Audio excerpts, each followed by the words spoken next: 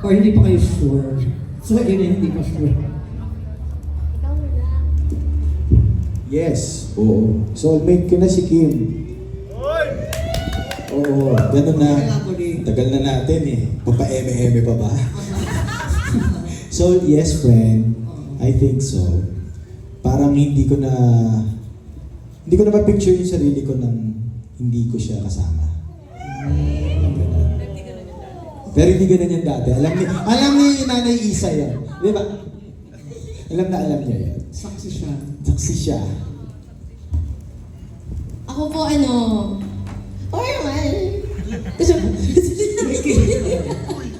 Opo naman. For me, pinagdarasal ko at I do believe na siya na yung soulmate ko. Sana naman, no? Medyo matagal po kasing mahirap na po ulit na mag-umpisa sa So, ayun. Pero hindi naman kayo kinakabahan with all the breakups of long-time showbiz couples. Recently. Hindi naman po kami kinakabahan. Kasi hindi naman po kami yun. Case. Opo. And kasi kami ni Je, kasi talaga we started, well, tama po, si Nanay Isay. Sa lahat po nang nandito, si Nanay Isay po ang witness ng lahat. So, we started as friends. So, yung foundation po talaga namin, it's really strong.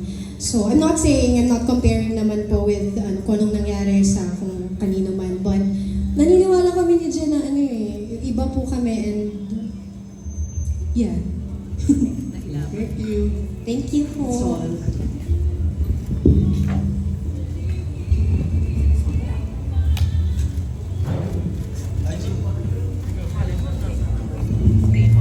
Ayan po. Ang game po natin ay pass the mic. Okay. So up next, we have June Lalin of Abante.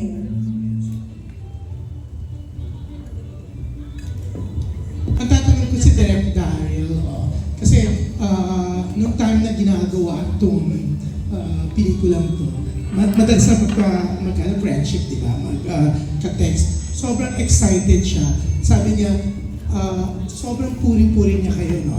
Gerard Kim, at saka yung ibang cast. Sabi niya, huwag na natin pag-usapan yung mga intriga. Kasi tinatanong ko siya, may issue. Soulmate muna, i-promote mo. Kasi sobrang yan, sobrang tuwan-tuwa siya. Yan, mukhang hindi na natutuwa sa Direk Daryl. Dahil putol-putol. May budget pa talaga. Parang hindi nasama sa na-request. Okay, was big. Pero okay, tuwan-tuwa sa inyong dalawa si Direk Daryl. Yung sobrang gaan daw ng trabaho niya. Kasi yung iba, like, lalo abroad ang shooting, no? Yung ibang director, producer, ayaw nilang kunin ng magjowa. Kasi away ng away, nakaka-estorbo sa shooting, nakaka-delay, umahaba. Pero kayong dalawa, pinadali niyo raw ang buhay ni Direk Daryl. Yan. Anong reaction niyo doon? And Direk Daryl, bakit nga ba sobrang pinadali ng dalawa yung buhay mo sa shooting nito? At ganun kakaganadong i-promote, tinigil mo muna yung mga issues, hindi ka muna sumagot. Yes. Hello. Meron ba? Meron. Okay. Mahina na. Ito na lang. So, well, konting trivia lang. Dito sa place na to, dito rin ako unang nag-press con kami ni Kim, nila Gerald, natin Kens. Dito yung Jowa Bolet 2019. So that was our first project. And then after that, nasundan kami ng 2020 for Ang Babaeng Walang Pakiramdam for the platform that was Viva Max before. So after 4 years na lang kami ulit nagkasama ni Kim at saka ni Gerald. The reason why it's always easy to work with this couple is because they're very intelligent artists. I always count my blessings when it comes to working with smart people because madaling sabihin may magaling umarte, magaling umiyak, magaling magpatawa, pero para sa akin ang pinaka nagpapagaan ng trabaho ko kapag matalino yung artista. Bongga. So Gerald and Kim kasi, aside from being good actors, aside from isa ang wavelength namin dahil parehas kaming may background ng teatro, matalino sila. Hindi ko na kailangang i-explain. Plus, ako nga ang gustong mag-away sila eh. Sabi ko, sana mag-promo tayo, kunyari mag-break kayo. Kasi ayaw nila. So sabi ko, sobrang gaan nilang katrabaho, ako rin nag-uutos sa kanilang mag-attitude, ayaw nilang mag-attitude. So ako talaga yung peste sa buhay nila. Pero magaan silang katrabaho, take it from me because they are very intelligent people. Matalino, hindi mo na kailangang turuan. Kumbaga pag nagbibigay ka ng order, dadagdagan pa nila yun ng maraming on top because they are intelligent people. Yan, ang ganda na sinabi ni Direk sa inyo, Kim and Gerald. No? Oo, pero alam mo, friendship ngayon alam ko na kung bakit gusto mo ko lalong ka-chat, kausap, okay? Mahilig ka sa Intelligent people. Pero yan, Kim, Gerald, ang ganda ng sinabi ni Direk, ang bongga, Yes. nakakataba ng puso. Sobra. Nakaka-high blood, nakakataba ng puso. Ganon level. Ay? Thank you. Ngayon lang, masarap pakinggan yung ganong papuri. Kasi, bihira ang nakakatanggap ng ganong klaseng papuri.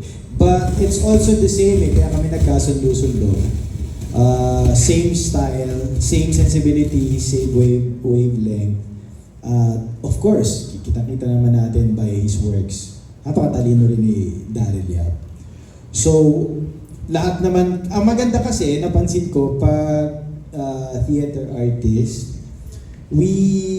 parang parang fourth level na lang na pagtuunan namin ng pansin na makapag-expose ng kung anong kaya namin gawin. It's always the product.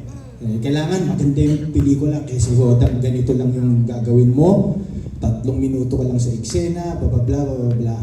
So I think yun yung kaya kami magkakasundo kasi gusto namin maganda yung pelikula. Ay, ako din. Kailangan complete package, no? Okay. Intelligent pala ako. Kailangan maganda. But seriously, po kasi, tama rin kasi yung sinasabi ni Je.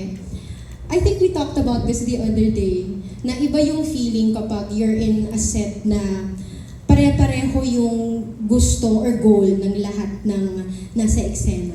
It's not about you as an artist. It's not about kung ano yung pwede mong patunayan. It's not about kung ano yung gusto mong ipakita sa tao na kaya mong gawin. Pero yung kung ano lang yung kailangan, diba? And I think I am blessed, personally I am blessed to be able to work with people like that na hindi maramot, hindi madamot sa kung anong gustong ibigay sa pelikula, sa proyekto. So, sama-sama. So, kami din kasi ni Daryl, actually itong pelikulang ito po, aside from, well, of course, yun nga, pagbabalik namin tatlo, reunion namin to eh.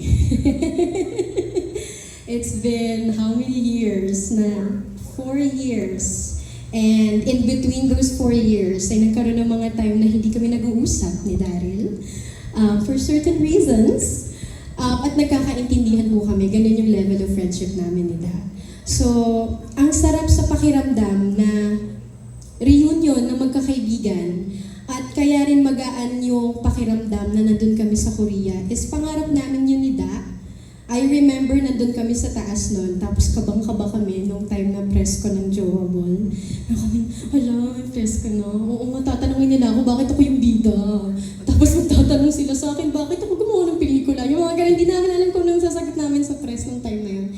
Tapos meron kami ni Dan na, paano kaya kung mag-shoot tayo, tapos ibang bansa? Yung mga ganun. Hindi, mga ano lang nakakagawa nun eh. Pero hindi magagawa natin yun. Tapos ngayon, eto na yun. So, ang sarap lang sa pakiramdam na ito yung nangyayari sa amin as friends and as artists. So, yun po. Thank you. Yes po. Ito po. Yan.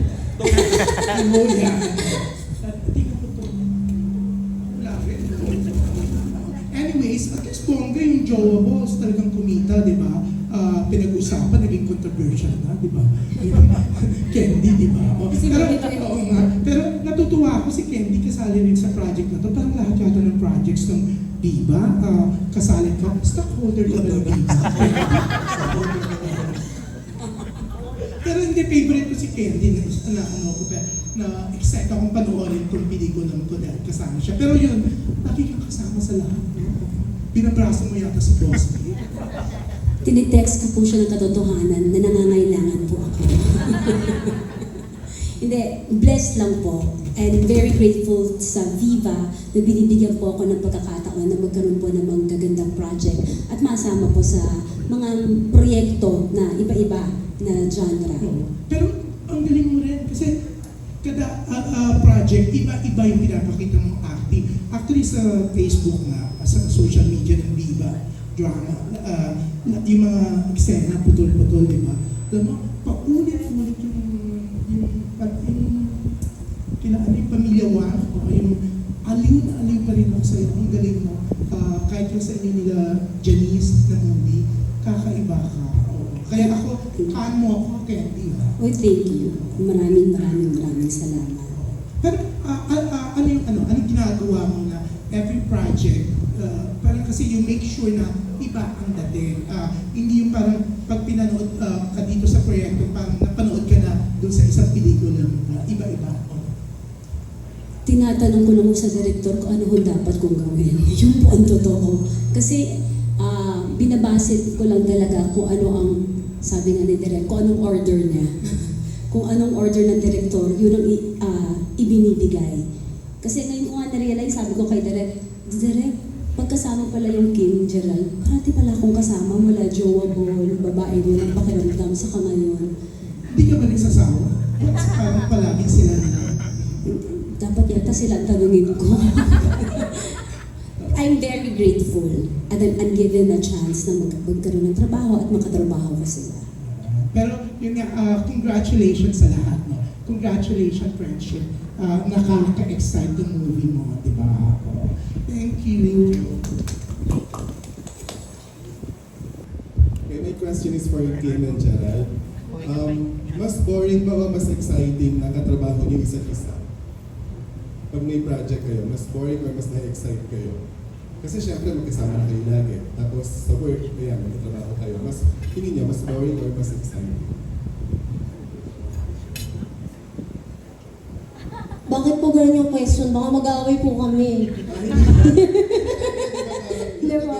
So parang pati sa work, parang yun, gano'n. So, mas nagiging exciting ba na mas katrabaho niyo isa't isa? Or yun, yung parang na-extend syempre yung magkasama kayo. Parang gano'n. So, paano mo, ano yun, mas na-excite ka ba dahil arte naman tayo ngayon in front of camera? Yun, yun Honestly, kami ni Je, when it comes to work, very open kami, no? I mean, there were projects na, like for example, hindi ka na lang pangalanan kung anong movies. May mga movies na in-offer din po ako, like, kunwari kung gusto ko rin makasama sa movie niya. Tapos meron din akong ginawang movie na kung si Jet din, di ba? Pero meron din po kasi kami na we would talk to our management, sasabihin namin na parang dyan sa movie na yan, parang mas si Jet naman yung na, di ba? Tapos meron din si Jet na gano'n. Kasi there are, kami we are very lucky because we have a management na nag-guide po sa amin. And yung kung ano po yung gusto nila at sa tingin nila ay kailangan namin gawin, ina-explain nila sa amin kung ano po ang sa tingin nilang bagay sa amin at kung ano rin po yung gusto namin bilang artist. Open po kami. Open ako kay Boss Vic dun eh. So in terms of kung boring or exciting pa rin kami mag-work, I won't say that it's boring because we treat every project as if it were still in theater. So ganun po kami mag-aaral ng script. Ganun pa rin. We do script analysis and all that. So it's still a challenge for us. Yes. So sa aming dalawa ni Gerald, there is no small roles and there are no roles na ba picho-picho mo lang siyang gagawin. Kahit tumayo ka lang dyan at puno ka, aaralin namin kung paano tumayo. So, lalo na po ito kasi mentor ko siya. Senior ko po siya. Mas matanda po siya sa akin eh. Sa teatro. Hindi, sa teatro, baby. Sa teatro. So, nakikinig po ako sa kanya. So, ayun po. So, hindi po boring. It's challenge. It's more of challenging and exciting. Yes. Si Gerald, ikaw. Exciting kasi parehas kami sa sweldo. Okay, tama. Share kami sa bill. Di ba? Para parehas kami may pera. So walang makakalusot. Oo, excited kami agad. Kasi by the next month, walang magsasabing ikaw muna. Parehas tayong susweldo. Hati tayo dito. Excited. Totoo yun. Hindi ako nagjo-joke. Tapos, tama, hindi boring. Kasi pag nagtatrabaho kami, lamang yung take eh. Lamang yung eksena. Pag nasa eksena, ibang karakter kasi yung... Yes. So iba yung sensibilidad ng kausap ko pag kahit siya yun. So, laging iba. Actually, basta iba yung project, laging exciting. Kasi hodang same cast pa to. Like kahit si Ate Candy, ilang beses namin naka-eksena sa iba't iba. Iba pa rin yung ibibigay niya eh. So, laging exciting. Okay. Ako na gusto ko lang po kayo dagdag. Oh. Wala lang. Gusto ko lang i-share. Pag kasi kami ni Jet nga nagtatrabaho, I think, ang swerte ko lang kasi katulad niya yung kasama ko sa buhay. At saka, na ka-love team in a way. Kasi, hindi talaga mahahalata ng mga katrabaho namin na may nangyayaring pag-aaway or anything. Like may ginawa kaming pelikula before na hindi alam ng lahat na nag-break kami in between. May ginawa kaming, ha? Sabihin ko, no? Ikaw at ako at ang ending. So nagsushoot kami kasi syempre in between, no? Wala lang, share ko lang sa inyo. Ang tagal naman na nito eh. During pandemic po kasi. Adjustment, first time din namin magka-live-in ni Je.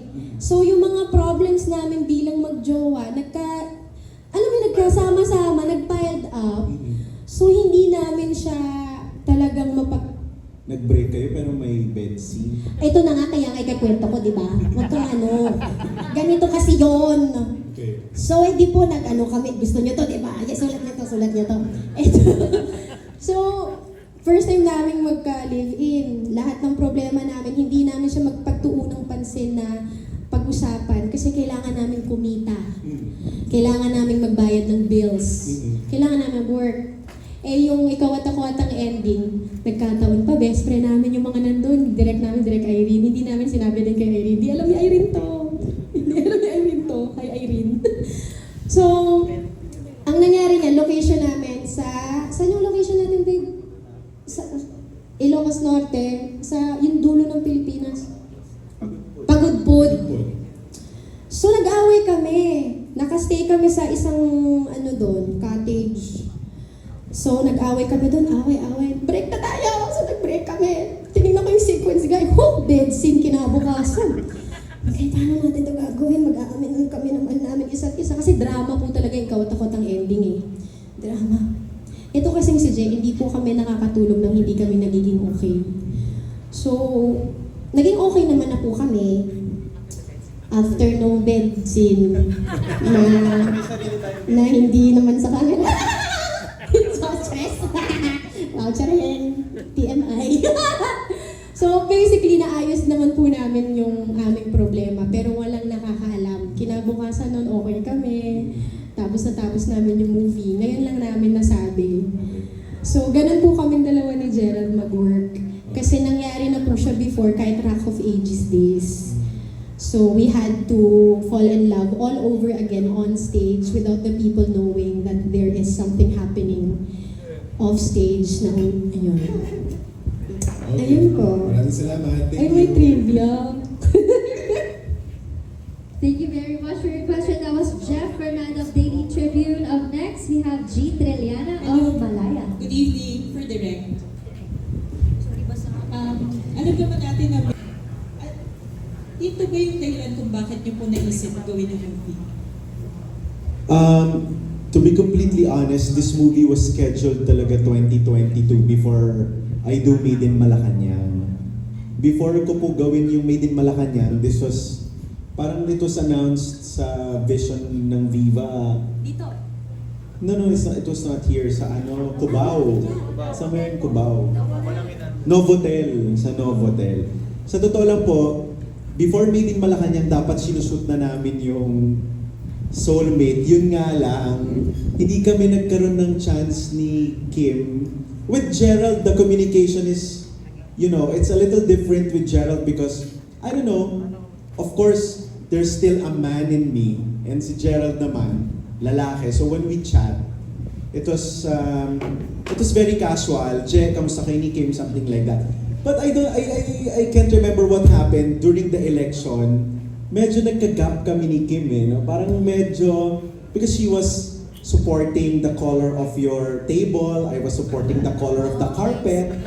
So, bawal daw magitin so hanggang ganun lang, color lang tayo. So ngayon, so ako naman, sabi ko, paano ko kaya sila kakausapin? So it was a Del Rosario issue. It was an issue for the bosses way back 2022 kung paano kami mag-work together nang hindi kami nag-uusap pa. No? Because a lot of Kim's friends are not my friends. It's like that. So, hindi ko alam paano kami mag-uusap nun So, yung project na Soulmate, 2022 pa sana siya, na-move hanggang sa, it was the birthday of Boss Vic yata. Same year, 2022 ba yan? 2023? Kasi wala nang GC. Ayo, 2023 na. It was, No, 2022. The birthday ni Boss Vic, it was November ba yan? Birthday ni Boss. Okay. Doon kami nagkita-kita, tapos parang all of a sudden, sabi ko lang sa akin ni Boss, pumunta ka na to break the ice para hindi na kayo awkward ni Kim. Nung pumunta ako, sira ulo talaga ako, nakapink akong pumunta sa birthday ni Boss Vic. Ano ba yun? Sa Greyhound, doon kami nagkita for the first time after the elections. Parang 2021 yun nakat yung relationship namin. Nanood kami ng Spider-Man. Nanood kami ng pelikula We're really tropa. Nanood kami ng Spider-Man sa podium. After nun, nagpahapyaw lang ako. Sinabi ko lang sa kanila, Kim, Je, parang hindi nyo magugustuhan yung susunod kong mga gagawin. Tapos sila, bakit? Ganyan, ang saya-saya pa nila. Tapos, cut to, nandoon na kami sa campaign period, hindi na kami nagkaroon ng chance na makapag-usap. So hinintay talaga ng Viva na ma-break yung ice. It just so happened na 2024 na kami naging okay with the schedules and all. Pero I never recalled na meron akong sama ng loob kay Kim. Wala akong gano'n, ewan ko lang sa kanya. Pero ako, wala akong anything. So, the project was meant to be done 2022.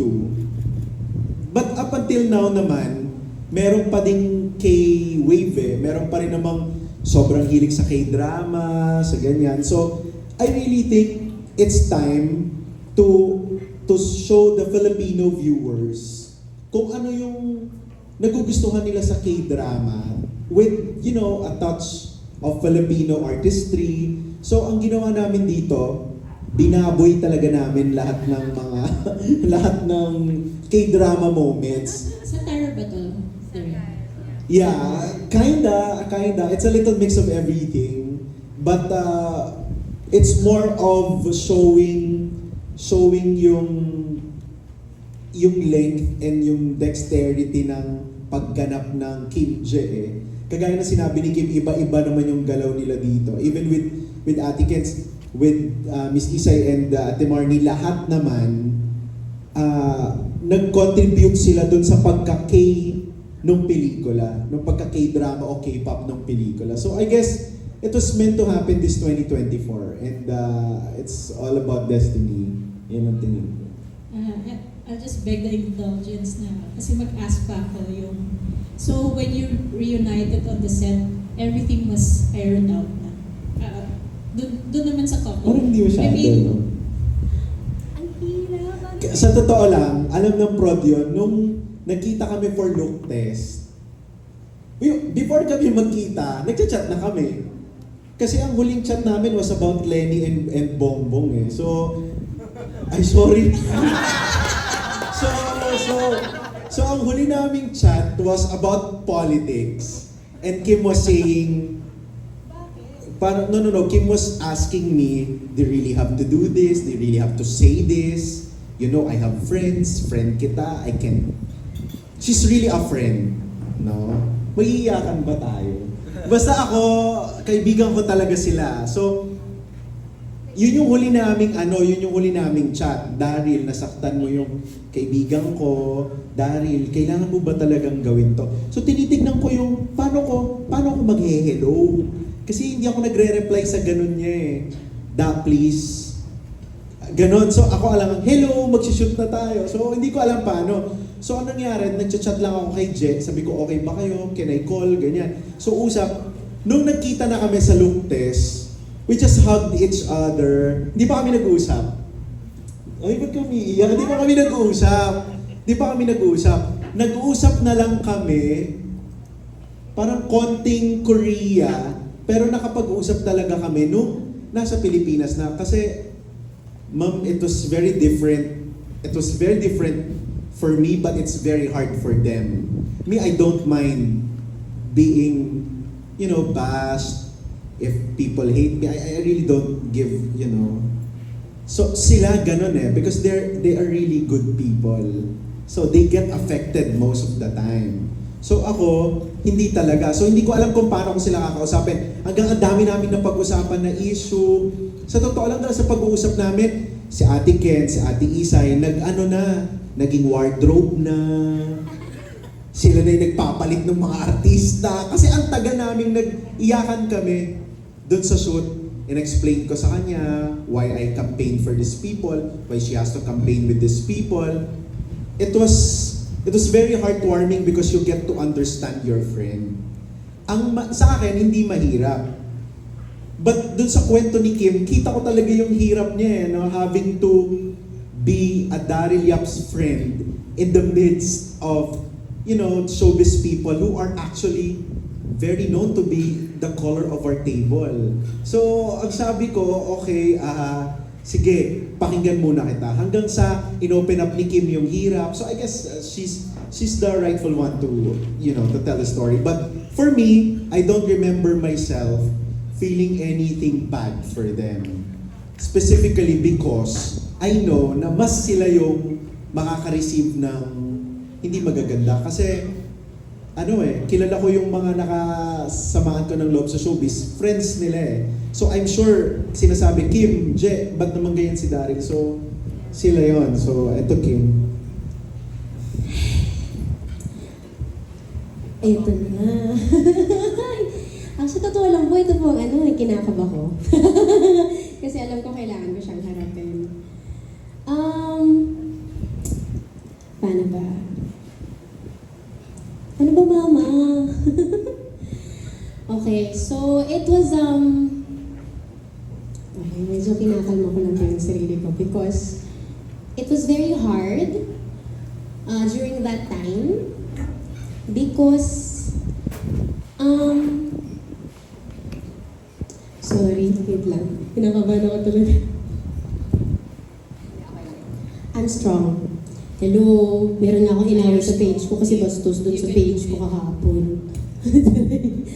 Anyway, it was very hard, but ayun, kung yung question if, kung, ano po yung Everything was ironed out when you met. first time? Tama yung sinabi ni Dae nung look test namin, parang hindi namin alam kung ano bang mangyayari. Parang tinatry lahat parang, ano bang, ready na ba? May mag-uusap ba about it? Kasi sa totoo lang po, wala sa amin eh. I mean, parang hindi sa wala. I mean, it was a very hard time for me and Je. Oo. So, gusto namin kasi makapag-work ng maayos. Alam namin kung paano kami magtrabaho. Lalo na kaming tatlo, kaming apat. Kasi lahat ng movies ka namin, kasama namin din si Ate Candy. Oh my gosh! So, kaming apat, meron kaming paano natin ito gagawin. Talagang pag nagtatrabaho po kaming apat sa isang isang pelikula, gaguhan kami. As in, at saka lumalabas po yun sa mga eksena namin, which is a good thing kasi kailangan siya. So meron kami, paano ba natin ito gagawin? Gusto namin din, meron na rin kasi sinaboss sa akin na, mag-usap na kayo ni Da, mag-usap na kayo ni Da. Tapos nagkaroon ng time na nag-message sa akin si Daryl. This was like months before ng look test. Meron, mag-aaway daw tayo. Yun yung message niya sa akin, ang random. Sabi ko, ha? Sino sabi? Ayun, pinagbabati kami ng mga boss, ng mga artista. Hindi naman kami nag-aaway.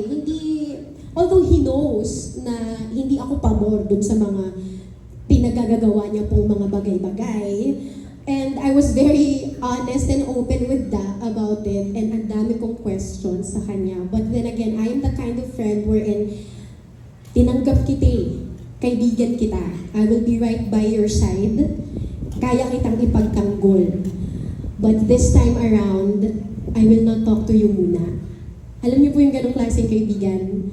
So, ang hirap kasi during that particular time, a lot of people would ask me to talk because I am joable. Oh, hindi niyo ko yun And I have to say something and they know. They want you to be the antidote. Yes. Tapos, sobrang laking issue niya nung lumabas kami ni Je. Doon. Tapos meron kami, ayan, nag-aaway na sila, magsasalita na siya ng anything about it. Pero hindi kasi kami ganun as a person. I mean, we would explain kung bakit kami doon, but we will not, alam mo yun, yung, hirap magsalita. Pero kasi mas nandun po ako sa, sobrang ipit na ipit po kami kasi parehong malapit sa puso ko eh. 'Di ba? Yung mga kaibigan ko, tapos yung isang kaibigan ko na sabay kaming nangarap, sabay kaming bumaba sa stairs na yan, sabay kaming na-launch. Ang tawag ko sa kanya, Lord. Kasi may eksena sa jowa, wala kinakausap niya si Lord, di ba? So ako yung Elsa niya. So, ang hirap nung panahon na yun, na gusto ko siyang yakapin kasi inaaway siya. Pero gusto ko rin siyang sapakin. Ang hirap, di ko alam kung anong gagawin ko kay Da. Kaya this film is really special to me. It's really special to me. Aakuin ko na. Sorry. It's very special because nakasama ko ulit yung kaibigan ko na kagaguhan ko. Stop it! I already cried. So nakasama ko siya ulit kasi palagi ko ang sinasabi na ang daming hindi nakakaalam ng isang side ni Daryl na ako lang ang nakakakita. Kasi hindi nyo alam yung Daryl na sabay kong hawak yung kamay sa taas. Tapos bababa kami. Tatanggapin ba tayo? Tapos that happened and I cannot talk to him anymore. So it's hard. Wherein the people that I would want to hug also because I believe we have the same beliefs. Nag-start din ako doon. So it's hard. Gitna. So ang daming mahirap. So kaya important tong movie na to for me. So I'm not sure if I got to explain it. Yung from the breakup, dun sa ikaw at ako at ang ending, tapos yung breakup naman yun eh. Opo eh. Di ba Very dapat clear masaya tong pelikulang ito? Ba't niyo ako pinapaiyak? Ang ganda-ganda ko eh. Pero just to let it all out, maswerte pa rin ako because, you know, Philippine showbiz is really a monster. And when you have friends like Kim and Gerald, you get to count your blessings more. Ang dami ko kasing kaibigan na artista din, na producers or director din na nung panahon ng eleksyon, talagang nawala yung mga kaibigan nila. No? That's why ako, masaya pa rin ako kasi nadjadyan pa rin yung mga totoong kaibigan ko. I only have few friends in showbiz eh. Tapos lahat pa sila nasa kabila, no? Lahat nasa kabila. Itong katabi ko, Pangilinan by apelido. So, ako, sabi ko, if they will remain as friends, it's a huge thing. Because a lot of artistas, they lost their friends. halimbawa, umakyat lang doon sa kampanya ni ganito, kumanta lang, sumayaw, iniwasan na, nagsolian na ng kandila. Pero sa amin ni Kim at saka ni Gerald, they try to, siguro babalik ako doon kasi matalino sila. Yun eh. Kaya ako, I always tell people, especially when I talk to universities, when I talk to symposia, when I talk to workshops, anong klase dapat ang mga katrabaho, kaibigan, I always tell them, you choose your friends. You choose intelligent people, smart people. You don't have to explain them everything. So, napakaswerte ko matatalino yung mga kaibigan ko. Kaya, masaya rin ako sa Soulmate because we get to reunite. I get to work with Miss Isay, with Ate Marnie, with this, of course, si Jobilin, kay Stanley naman sa Mate. So, even with Kid, my second movie, it all fell into place because I guess it's the right time to do it. And we are just so happy. Right after Joable, Ang Babaeng Walang Pakiramdam, Soulmate is really, it's a God's gift dahil kung mapapansin nyo, wala pa si Gerald na matinong pelikula sa akin eh. Sa Joable, Bombay siya. Sa Ang Babaeng Walang Pakiramdam, Momo siya. Tapos dito naman, Koreano siya. So sabi niya, kailan daw po siya lalabas sa pelikula ko na bilang siya? Sabi ko, hindi mangyayari yun. Kasi sasabihin ni Jeff Fernando, boring na siya. Diba? Kaya dapat iba-iba. So, ayun, I'm just so happy that I'm working with friends and new friends to that effect. Lalo na ako, super idol ko si Isay Alvarez, nakatrabaho ko na siya. Ayun. Ako gusto ko lang may dagdaga para lang din sana wala lang questions about that or ano pa. For sure meron po sa inyong nag-iisip or may kumusta yung friends ko that I'm working with Daryl again. Okay sila. They're actually excited for the film. They know about this film. Sinishare nila yung heart nila. They're proud of it. Yeah. Oo. They're still supportive of me and Jay and of Da. Kasi tama yung sinabi ni Da na you have to choose your friends. And kami ni Jay, we're lucky enough na tama yung mga kaibigan namin. Tama na yun, peace na tayo. Peace na. Thank you for being so honest. Ito naman Thank you. for everyone. The end na po. Let's take a breather. Sinagot na to ni Gerald and Kim na sila yung soulmate ng isa't isa. So siguro except for baby Stanley, paano nyo nalalaman? Paano nyo malalaman? Nagiging inspirasyon ninyo or parang naging excited kayo to play the characters that you are portraying. Ayun. Hi po, ako po Hello. Annyeonghaseyo. Part Mini po sa pelikula. Sobrang thankful ako kay Direk kasi sinama niya ako dito kasi alam niya mahilig kami manood ng K-drama lagi. Ayun, pinagpupuyatan namin nila Lauren. Tapos nung sinabi niyang mag-shoot sa Korea, nag-aral talaga kami. Nag-aral kami nanood, lalo na ako kasi yung role, Korean talaga. Yun, si Park Mini, boss siya, ay CEO ng Park Empire Korea.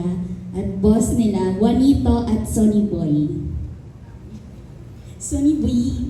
Ako po si Sonny Boy, best friend ni Park Junjun. And po, ang pinaka natuwa ko, syempre at na-excite yung parang ako yung magiging promotor kung bakit gagawin ni Quiz Jay yung mga gagawin namin sa Korea. Ayun, parang napakasaya kasi makulit lang, ganito, kasama niya lagi. Kung nasan si Kuya Jay, nandun din ako. Masarap, may amo kaming napakaganda. Tapos si Direk, syempre, maraming salamat kay Direk. Tapos yung, pwede ko ba sabihin Direk yung eksena kay Ate Isay po? Yun, may eksena po kami ni Ate Isay na basta, parang na-trauma lang talaga ako sa eksena. Ayun po, salamat. Isi-scene drop naman natin yun. Scene drop yan. So, abangan nyo sa social media.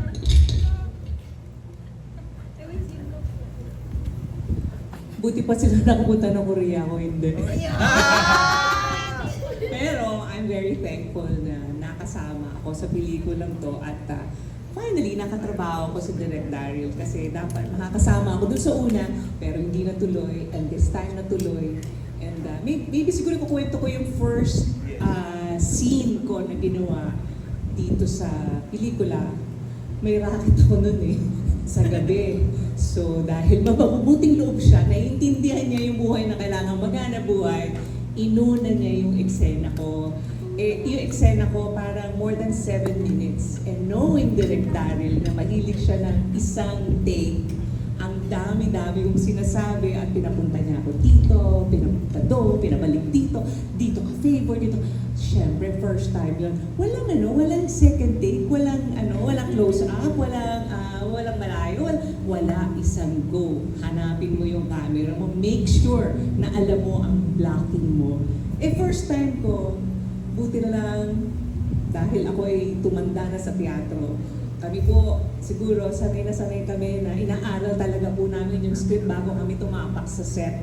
So, and knowing him, kailangan ko magpakitang gilas. And I think... It was 7 minutes. It was 7 minutes na shot. Na naglalakad siya sa... Naglalakad siya sa dagat. So, tapos, may araw sa harapan, so nakakasilaw, kailangan niyang hanapin. 7 minutes full. Isang buong bloke ng script. First take ng buong pelikula sa Pilipinas. 1 take lang kinuha ni Miss Isay Alvarez. So, napakahusay. At dahil doon, binigyan niya ako ng pabuya. Sabi na, ito, bumili ka ng regalo mo. Pag-uwi ko, meron akong something. Thank you, Direk. No problem. Pati yun, sinabi. That's how generous our director is. Ito naman, kung inaral yung script, ito pag kinakast ko, hindi ko pinapadala ng script. Wala po akong script. So dumating ako doon, ang alam ko lang po, kasali ako. Ano ako dito? Ano ako dito? Ano po ako dito? Ano pong role ko? Tapos, nung look test, actually doon niya na sinabi sa akin, doon kami magkita. Sinabi niya sa akin, nanay ka ni Kim, okay? Tapos, nagpa-blower ako, sabi niya, huwag ka magpa-blower, hindi mo kailangan yan, magulo po ako dito. Bakit? Sabi niya, nakamamatay lang ang asawa mo, so wala ka. So, bali, ang role ko dito, nanay po ako ni Kim, kamamatay lang po ng asawa ko. Namatay po ang asawa ko, kaya ako magulo ang isip ko. Nasa resettlement area po kami, kaya ako wala akong panahon magsuklay. Ganon. Alam niyo po yung ganon. Barangay captain po ang asawa ko. Kaya parang we're trying to fill the position ng pagiging head niya doon sa barangay po namin. Na pinamumunahan din po ng anak ko na si Kim. So yun po ang role ko.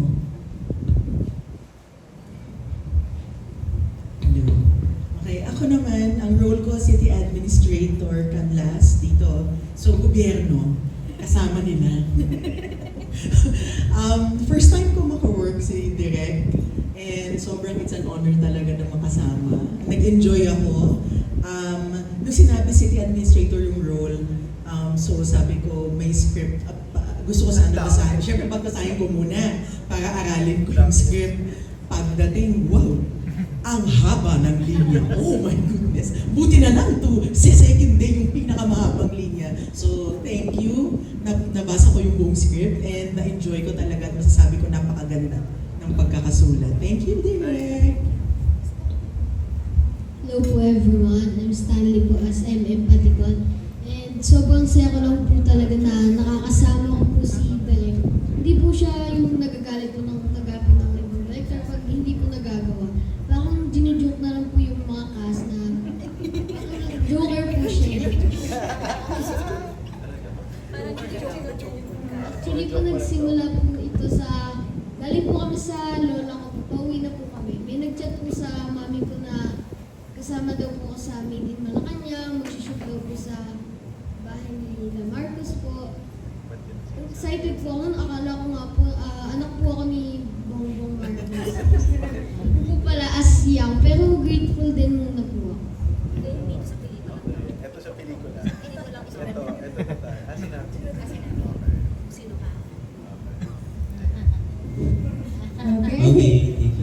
Thank you very much. Thank you guys. Alright, that was Mark Magadia of Maganda Ba Movie. For our next batch, please. My question is for Miss Isay. Miss Isay, hello, good evening. So, how does it feel na to be reunited with Kim J after Rock of Ages pa ata? Okay na nga, hindi niya na binanggit eh. Siguro kamukha ni Direk Dan, nagkaroon kami ng hindi magandang space sa buhay namin during the elections. Very close kami, mga anak-anak, marami pong anak-anakan sa teatro, maraming nawala. Oo nga, ito yun eh. Nagkaroon kami ng, actually hindi ko alam na gano'n ang pakiramdam nila sa amin kasi ino-honor ko naman kung ano sila. So I was expecting the same to be given to me. But I didn't get that. Hindi ko naman sila naringgan na kahit ano, pero alam ko yung mga kasama nila ay maraming sinasabi tungkol sa amin. And I'm just so happy na nagkasama din kami dito. It's our reunion actually. It's our first time nung look test, nun lang uli kami nakita. Kaya hindi ko rin alam kung paano ang magiging dynamics namin kasi matagal kami hindi nakapag-usap o nakapagkikita. But it is a happy reunion. I'm just so glad na tapos na yung phase na yun sa buhay. At sana ganun din yung iba. Yun. Hello. My last question is for Direk Daryl. Hi, Direk. Yan, hi. Hi, Direk. So, kung sa Jowa Ball, nanguwasak kayo ng mga puso, dito ba sa Soulmate, magpapakilig naman ba? Honestly, tuwing katrabaho ko silang dalawa, hindi ako kinikilig. Sa totoo lang. No, I'm always looking at my movies. Na, while doing it, I'm the director, I'm the writer. I adjust it agad. Pag may hindi sila gusto, may iba silang gustong bitawan o gawin, I instantly adjust it. So when I'm making the film, I'm the creator. After doing it, upo ako sa editing. Tapos panonoorin ko siya bilang normal na manonood. Whenever I watch Kim and Gerald, kilig is at the bottom of the list. I'm really always in awe of their artistry. Sa Jowa Ball pa lang yung braveness ni Kim, yung courage to portray such irreverent film, which is ngayon normal na lang sa industriya. Pero during 2019, tinaasan kami ng kilay ng lahat ng manonood kasi sobrang bago. Hindi sigurado ang Viva kung kayang tanggapin ng tao yung kagaspangan ng humor ko. So, sa Jowa Ball, ang hinangaan ko sa kanila is courage. Sa ang babaeng walang pakiramdam is, you know, their love for craft. Kasi si Kim tumalon sa bangin ng walang emosyon nung time na yon. Sinabi ko talaga sa sarili ko nung ginawa ni Kim yun. Itong taong to, napakalaki ng pangangailangan. sabi ko, itong taong to, malaki ang respeto sa sining at sa pelikula, kaya niya ginawa ito. Pero dito sa Soulmate, yung kanilang ine-expect na patawa, na makukuha lang nila sa totoong magjowa, ito yung bentahe kasi ng dalawang to eh. Hindi kayo pwedeng, I remember, if I may compare, the last na naramdaman ko yung nakakatawang ganito was, Vong Navarro and Tony Gonzaga. Pag nagpapatawa yung dalawang yun, natatawa talaga ako. Mahirap kasi ako mapatawa eh. Pero itong dalawang to, mas dikit yung patawa nila kaysa doon. Ako, opinion ko lang to, mamaya sabihin na naman. Para sa akin, mas dikit yung patawa nila kasi magjowa talaga sila eh. Pag sinabi ko, sa part na to, pipisilin mo yung puwet ni Kim, sa part na to, hawakan mo yung ni Gerald. Ang bilis eh, tsaka nakakatawa kasi alam nila kung kailan nakakatawa. Ang maganda pa sa dalawang to, kung bakit natatabunan yung kilig, natatawa kasi sila sa sarili nila eh. Pag nagpapatawa sila, tumatawa sila, they're really genuine people. And that's what we lack in this industry, no? Artists that are genuine. If nauna kang maging tao, napakadaling maging artista. So these two people, sobrang, what you will get talaga is rawness, talagang yung kanilang chemistry and yung kanilang rapport nandun, but above all, yung kanilang truth pagdating sa role. So yung kilig nasa dulo, pero yung hanga, yun ang nasa umpisa. Lagi, when working with them. Thank you guys and congratulations. Thank you. Thank you daw si Sa mga nag-shoot po sa Korea, baka pwedeng magbigay po kayo o mag-share sa amin na experience nyo doon, kumusta po yung shooting, gano'n. Mauna na ako para... Okay. Well, shooting with Korean people is very inspiring. They are very ibang-iba sa paano mag-shoot ng pelikula sa Pilipinas, tsaka kung paano mag-shoot ng pelikula sa kanila. Doon ko nalaman na hindi totoo yung mga snow nila, kahit nag-i-snow na sa kanila. So madami kaming mga natutunan. At the same time, meron kaming mga kinaiinggitan, pero meron din kaming mga buti na lang sa atin, hindi ganito, buti na lang, hindi ganyan. So it's a different world, but we always try to, pumunta dun sa middle ground kung paano. We are just so lucky na we got the chance to work with Filmline, work with their production team and with their actors and actresses. Sobra. Ngayon ko na-realize na importante talaga ang visual, especially ang makeup ng mga artista. Mas matagal yung sa atin, sandali lang ang makeup ng artista, bihes, matagal ang setup. Sa kanila, Sir Walden, mas matagal yung makeup. Pagka makeup, unang lagay, test sa screen kung tamang eyeshadow, balik. Test yung lipstick, balik. Sobrang precise nila sa itsura ng artista. Konti lang sa talent. Pero yung itsura, mahalaga sa kanila. Yun lang yung napulot ko. Kayo, kasi pag inabot ko kay Ate Isa, ito magagalit. Ano ba? Kasi yung role ko dito, ano siya eh, well, okay lang naman sa akin.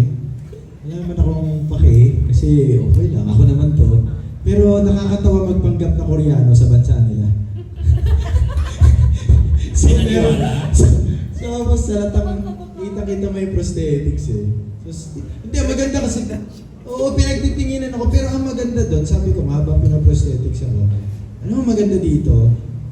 Titignan ka, kung matatawa sila, tatawanan ka nila. Kung magtataka sila, makita mong nagtataka yung mukha nila, tapos aalis na sila. Dito yan, kukumpulan yan, malapit sa'yo, tapos i-video ka. Tapos ano yan? Para saan yan, kuya? Ano ba nga yan? Saan pa palabas yan, kuya? Ganun dito eh. So, siyempre dagdag trabaho sa artista yun eh. Hindi ka naman pwedeng magsungit doon kahit sabihin natin 12 oras ka ng pinoprosthetics, di ba? Pero doon, based on my experience, of course, it's nice to shoot in Korea during the cold days dahil ang lamig, dahil dito siguro all year round mainit pag nag-shoot. So kung para sa akin kung meron man tayong challenges na kinaharap doon, pipikit lang ako, tapos ang sarap na lamig. Gagawin lang ako. Lamig. Ako ano ba? Honestly po kasi ang pinagtuunan ko po ng pansin doon, kung anong oras po ako matatapos kasi sasabay po kay Jobelin, pupunta po bibiling skincare. Ano nga? Huli yung buong prawn. Kasi po ang kada cut, meron pang olive yung malapit dito. Ganyan. Tapos si Jobelin tsaka si Lauren, ate, nakamili na kami. Wow, okay. Sige. Kasi po ang mas may eksena doon talagang madami si Jay. Kasi siya talaga yung taga doon. So, pero tama po din yung sinabi kanila. They're very... they're very particular with yung look ng actors nila. Yes. Sobrang, yun ang pinagtutuunan ng pansin, yung itsura ng kanilang mga bida. Binibiro ko na nga lang kasi sabi, parang nakabibiro-biro ko yung mga kasama natin from Film Kasi mababait sila eh. Minsan, Oh, yes, I'm the girl in photo. Yes, in the poster, me lead. Tapos sabi na, you lead? Yes, comedy? Di naniniwala. Pero may natutunan po kasi ako doon na nakalimutan ko na ngayon eh. Paano sabihin sa Korean yung pengeng pera? So, yun ang lagi ko sinasabi sa kanila. Sorry, nakalimutan ko na kung ano sa Korean yun. Pero yun ang lagi ko sinasabi sa kanila. Hanggang sa ako, hindi ko makakalimutan kasi yung lalaki doon, ay sabi nila, dahil yung director, dahil paulit-ulit ako nangungulit sa kanila pag nag-shoot kayo, ang sabi niya, first time lang din malalaman ni sabi, you have Korean K-drama charm because you're funny. See, that's why I lead. Tapos natatawa na lang sila. So they're very fun to be with. And ayun, punta kayo sa Olive Young guys, ang daming discount. Tapos ang second question ko, meron ba kayong, na-trauma ba kayo experience na akala nyo soulmate nyo pero hindi pala na-discourage? Parang gano'n. Soulmate? O yung feeling nyo, soulmate nyo yung pala, hindi pala, parang na-trauma ba kayo sa soulmate nyo? Kawawa na po kasing ex ko kasi isa lang siya eh. Oy, na-shoutout na nga ni Jet yun eh. Pero lagi po yung nanonood ng mga pelikula ko. Tropa ko na po yun. Okay kami noon ni Alexis Clarete Beron.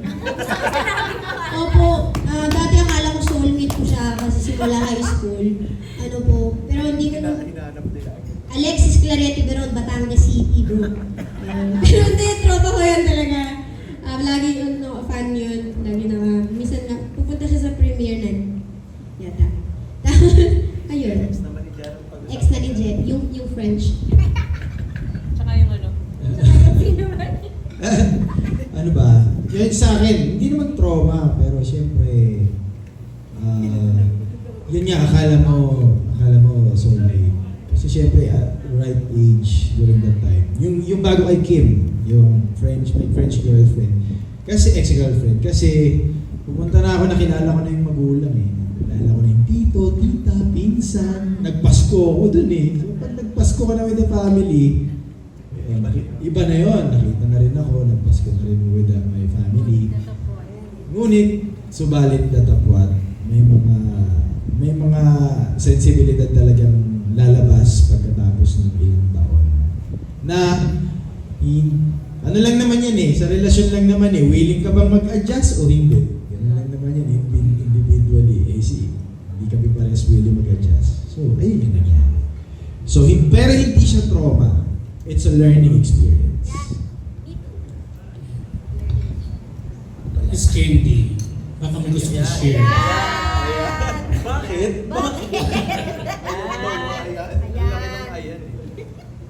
Oo. Yun lang po. Hindi. I think because sometimes akala mo yun na, but you grow apart. Because sabi nga na direct kanina, kasi marami nangyayari sa yung experiences, you meet a lot of people, and then you realize a lot of things. And, you know, life experiences makes your soul grow as well. So minsan hindi mo alam, nag-iiba na pala yung pag-iisip ko, ganito na pala ako mag-isip, mas nandiyan ka pa rin, anong mangyayari? Papaano na? So, hindi mo sinasadya, hindi sa naiiwanan mo siya, or baka naman ikaw ang baka naman ako naiiwan, hindi ko alam, di ba? It just so happen na hindi pala. Or there are times, yes, maraming pagkakataon. Or there are times, pinipilit mo maging soulmate. You from the very start, alam mo nang it's not gonna work, but pinipilit mo maging soulmate. Because you think there's a spark, and you want it to be a fire. But it's not gonna work. Because at the end of the day, it just won't. Because you don't have the same wavelength, and you don't think alike. Okay, thank you. Let's hear from the others as well this morning. Kilala ni Jet? Oo. Ano? Open forum po ba ito? Oo nga yan. Spin the button. Pero nga, tama si Candy, ganun din yung nangyari sa akin. Kilala ni Jay yun. sa theater din. Pinilit ko lang kasi gusto ko na maging soulmate ko siya. Pero syempre, pagkatas ng ilang taon at maraming paghihirap, edi hindi na. So, hindi siya trauma, pero definitely it took many years para makarecover dun sa nangyari. So, yun. Okay?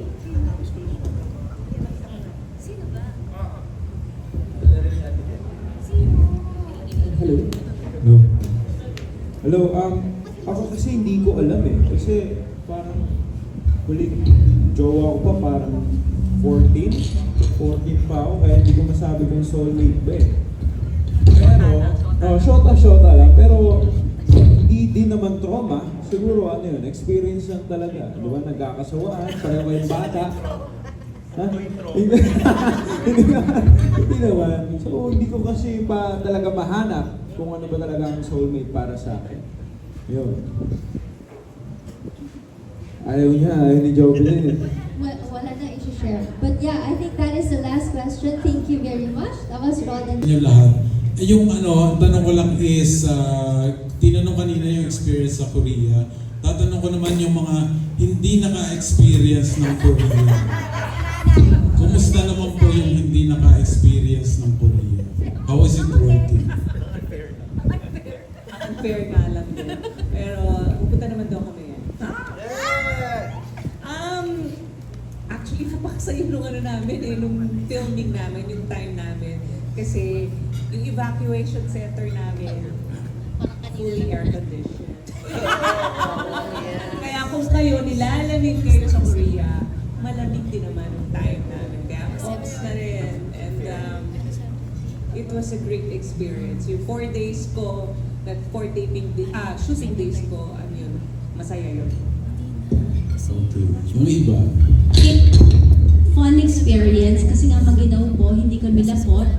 Kasi nga, ang gusto ng Korean, di ba? Hindi kami lapot. Oo. Gusto ng Korean counterpart.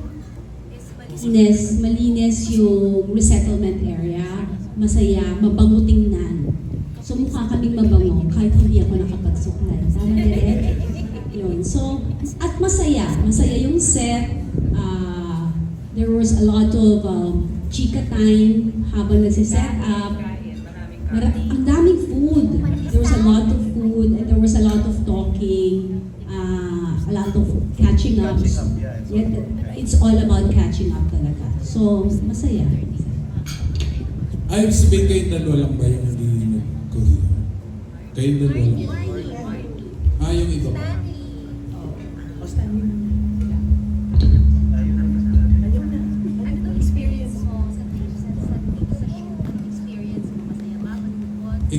Okay. Pero yung counterpart po namin sa Korea na film line, meron po silang guidelines ng kung ano sana yung itsura ng magiging output ng Pilipinas. Parang sa kanila kasi, so Eugene, parang dapat kahit squatters area, presentable, mabango yung tao, malinis.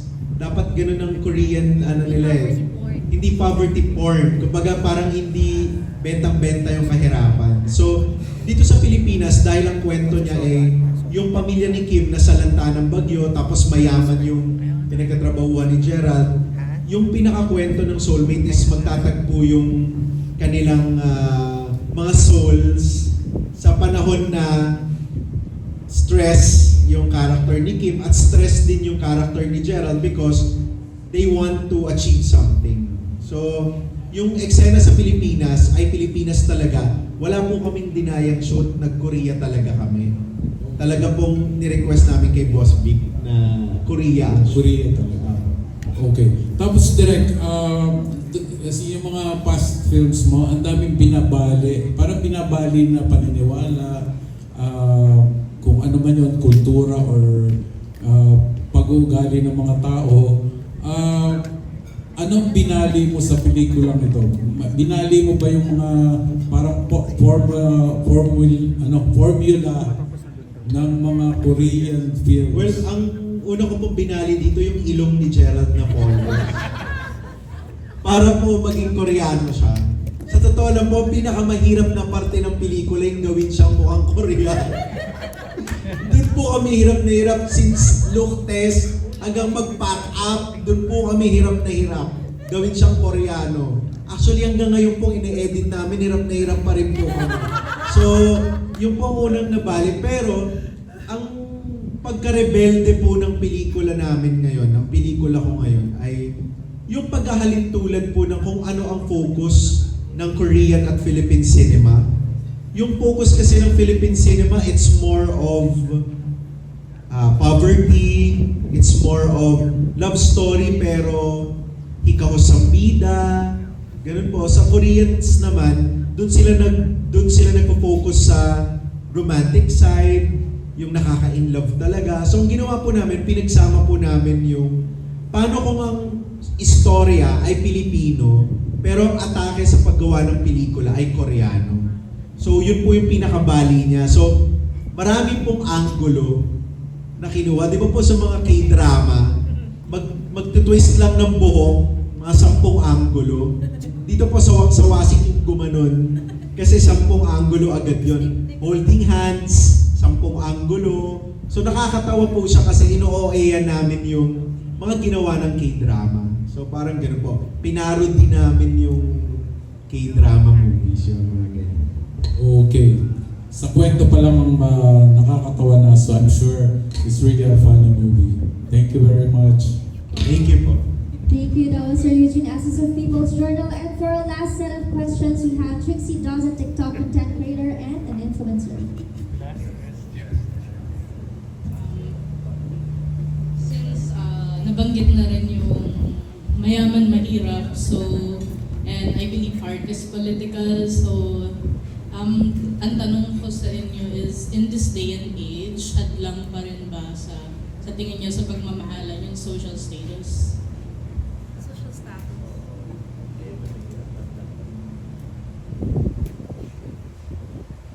Ano ba? Hindi ko... Bilang mayaman. Bilang mayaman, si Daryl Yap. Lamang sa buhay ko na ano siya, malaking parte. Malaking hadlang social status. So hindi ako makapagsabi na hindi siya hadlang. Kasi yun talaga eh, lagi ko kinukwento kay Kim eh. Alam mo ba, meron ako Kim, 3 taon wala akong niligawan, wala akong girlfriend. Kasi wala akong pera. Di ba? Yun, totoo eh, walang pera. Sabihin nila, hindi, ano naman, niligawan mo naman, pag gusto ka, pag gusto, hindi rin, hindi totoo yun. Ng buhay, kailangan mong mamuhunan sa lahat ng bagay. Maski sa pag-ibig. So, ayun, para sa akin, hadlang siya. Hindi ko lang alam sa panahon ngayon. Kasi nag-pandemya na, may social media na, meron ngang nagiging sila ng sa Facebook lang, hindi pa nagkikita. So, yun ang hindi ko alam. Kasi ngayon, bilang artista, syempre hindi na natin nararanasan yung mga bagay. Ako, bilang foreigner.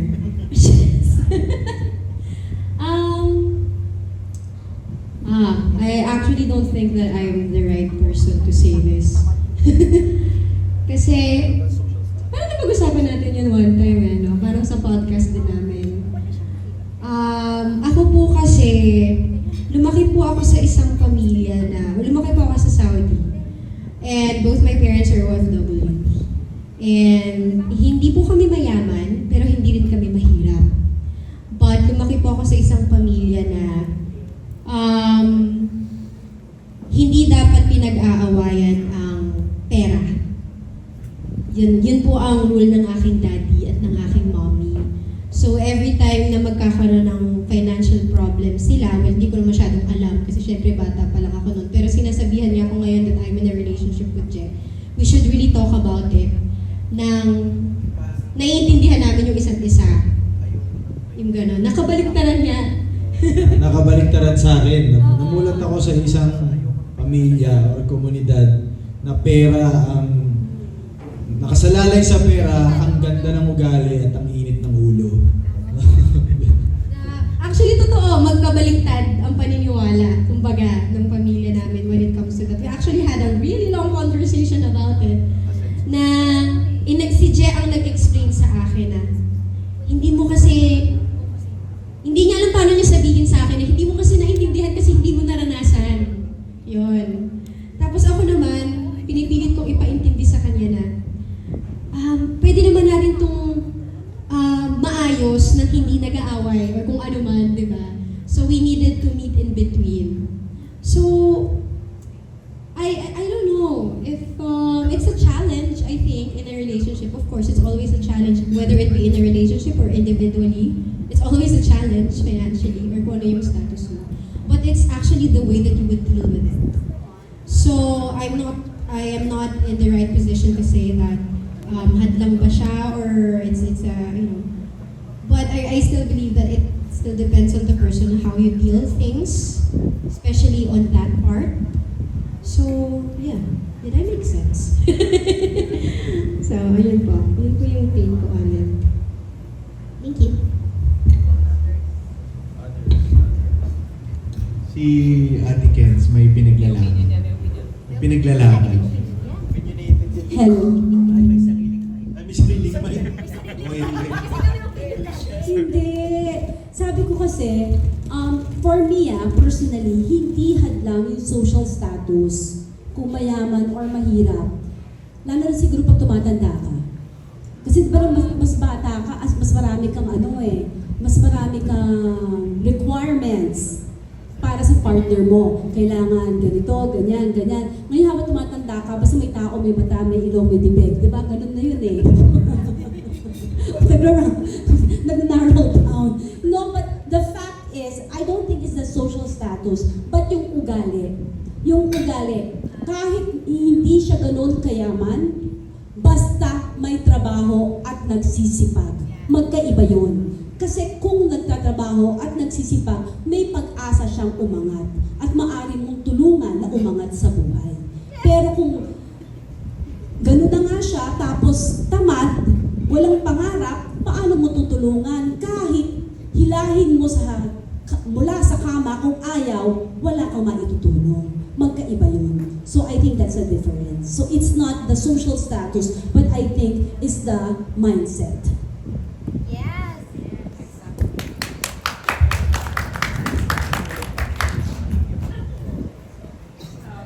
Second question for Darren. You mentioned na yun nga, ang binari mo dito sa K-drama. Ang isa pang genre kasi na uso sa Korea is action. So kung Korean action yung genre yung baliin mo, ano kaya ang gawin mo? If I'm gonna do action, Yeah. kung K-drama, parang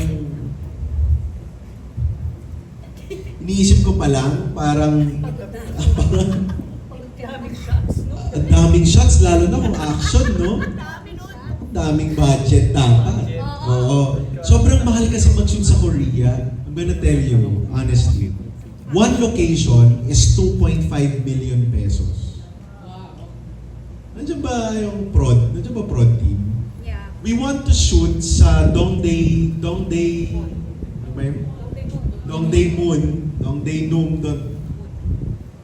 It's 2.5 million pesos for the facade. For the facade. Wala pang loob. Loob is like 500,000 pesos. So, pagdating namin sa Korea, we don't have the luxury to do ocular eh. So we went there, nauna lang kami ng 2 days? 2 days sa mga artista.